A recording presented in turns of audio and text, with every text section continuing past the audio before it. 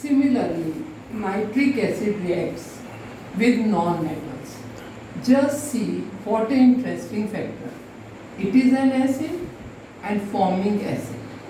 With iodine, nitric acid will react to form iodic acid with the release of NO2 and H2O. With carbon, it will give carbon dioxide. Carbon dioxide is acidic in nature. With sulfur, it will react to give sulfuric acid. It is a strong acid and it is giving a strong acid, that is sulfuric acid, with the release of NO2 and H2O. Similarly, with phosphorus, it gives phosphoric acid with the release of NO2 and H2O. So easy to learn.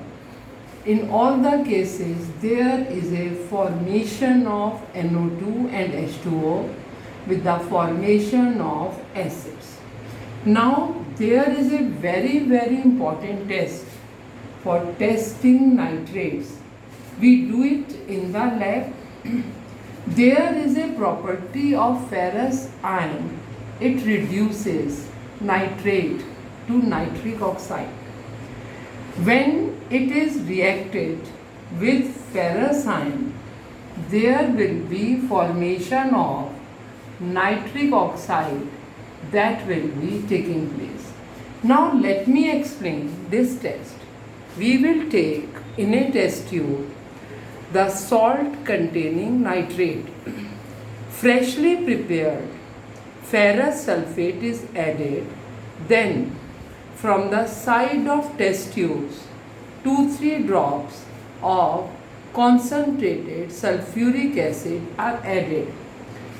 There will be formation of, first of all, ferric ion, nitric oxide and water. Later on, there will be formation of complex, that is hexa-aqua complex will be formed. It will react with nitric oxide to give nitroso-ferrous sulfate.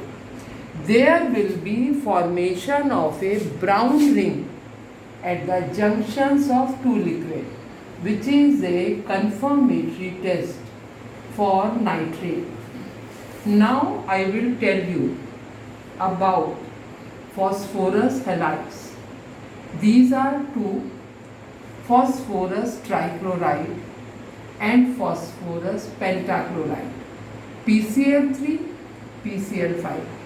If the reaction of phosphorus takes place with thionyl chloride, you should not confuse. It is thionyl chloride. There will be formation of phosphorus trichloride and sulfur dioxide, and this is sulfur monochloride, E1. If the phosphorus react directly with chlorine, there will be formation of PCl3 will be taking place. This is insoluble in organic solvents but soluble in water to give H3PO3. It is having pyramidal structure. Now, it is used basically for the formation of organic compounds. If the reaction of ethanoic acid takes place with PCl3, there will be formation of ethanoyl chloride with that of a H3PO3 formation taking place. Similarly, if it reacts with ethanol, there will be formation of haloalkene, that is chloroethane, with that of a POCl3. The reactions are same. If we see the reaction of phosphorus pentachloride, phosphorus pentachloride can also be formed by the reaction of phosphorus in excess of chlorine. But there is a second reaction where it will be formed by the reaction with sulfuryl chloride. It is sulfuryl chloride. There will be formation of phosphorus pentachloride with that of a release of sulfur dioxide. The properties of PCl3 and PCl5 are same except the difference in structure. It can react with organic compounds to form same type of compounds.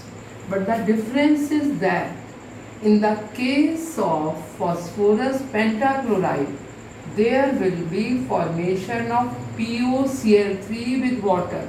In the case of phosphorus trichloride, there will be formation of H3PO3. If we see the structure of PCl5, it is in liquid and gaseous form is trigonal, bipyramidal in nature. There are 3 equatorial bonds and 2 axial bonds. The equatorial bonds are smaller and axial bonds are longer to avoid the repulsion of lone pairs. Now, if we see the structure of PCl5 in solid form, it forms PCl4 positive with that of a PCl6 negative. Now, there will be ionic character in PCl5 in solid form, so we can write the structure. Now, the oxo acids of phosphorus are left, which we will discuss tomorrow.